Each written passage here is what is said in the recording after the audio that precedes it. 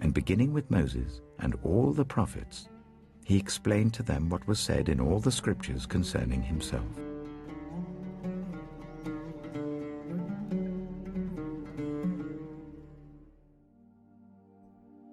Shalom, children. Today we are going to be taking a deeper look at this week's Torah portion to see where it speaks of Yeshua Ha'Mashiach. We are in the book of Vayikra. The parashah this week is called Emor, which in Hebrew means to speak. Previously, we have learned our words can bring life or death. Indeed, Melech David said, "I will guard my ways, that I may not sin with my tongue." Our portion today includes an account of a man who did not guard his tongue, and the terrible consequence he suffered as a result. But first, let's hear a summary of the parashat. Detailed instructions are given for the Kohanim and the Kohen Gadol. Adonai tells Moshe, a Kohen will become ritually impure through touching a dead body, unless it is the body of someone who is a close relative. A Kohen is not to marry a woman who has already had a husband, and a Kohen with a physical disability cannot serve in the Mishkan. A deformed animal cannot be brought in as an offering, and a newborn calf or lamb must stay with its mother for 7 days before being eligible for an offering. The second part of the parashah details the Moedim. Adonai tells Moshe, "The feasts of the Lord, which you shall proclaim to be a holy gathering, these are my feasts." The list begins with the weekly Shabbat. Adonai then tells Moshe, "The 14th day of the first month at twilight is the Lord's Pesach. This is to be followed by 7 days of unleavened bread." Moshe is to then instruct the children of Israel about the Feast of First Fruits.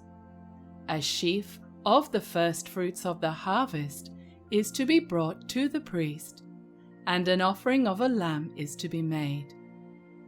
Details are then given for the counting of the Omer, culminating in the festival of Shavuot on the 50th day.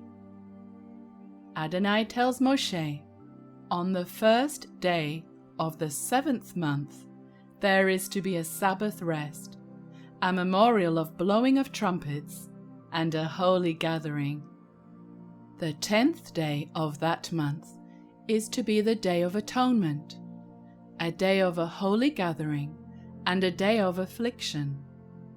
And the 15th day of the 7th month begins the Feast of Sukkot, a week-long festival when the children of Israel are instructed to dwell in booths for 7 days. Instructions are then given for the menorah in the sanctuary, which is to be kept burning continually, and showbread, which is to be placed weekly onto the showbread table. The portion concludes with the incident of a man executed for blasphemy, followed by penalties for murder and injuring or destroying another man's property. Yeshua said, "If you believed Moshe, you would believe me, because he wrote about me." So let's dig a bit deeper to see if we can find Yeshua in the scriptures. This week's parashah continues the theme from last time when we heard the instructions in holiness or set apartness to Yahweh.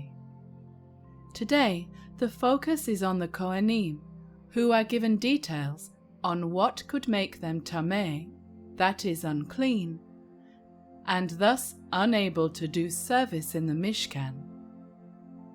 We have learned that we are to be a nation of priests.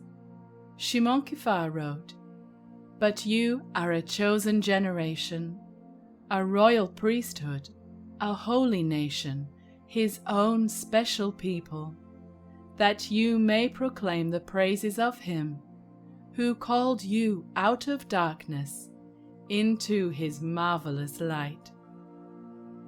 Just as the Kohanim had to guard their thoughts and actions in order to be of service to Yahweh, we do too.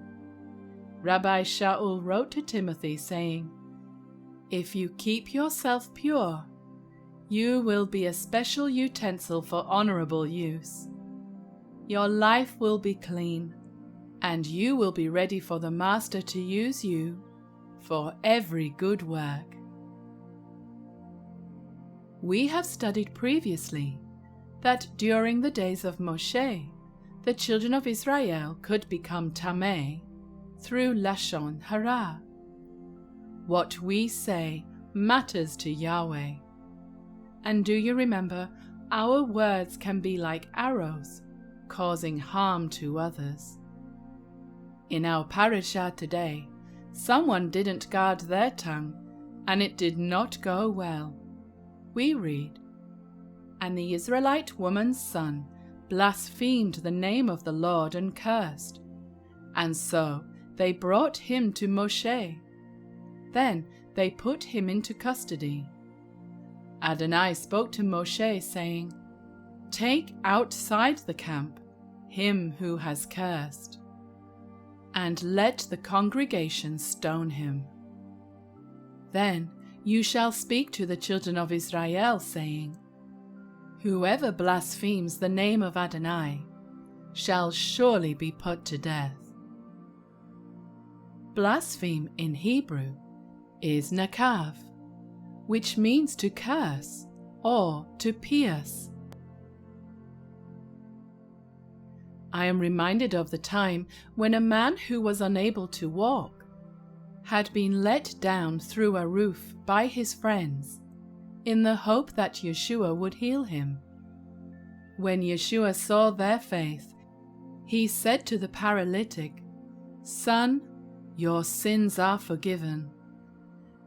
Some of the scribes sitting there reasoned in their hearts, "Why does this man speak blasphemies like this?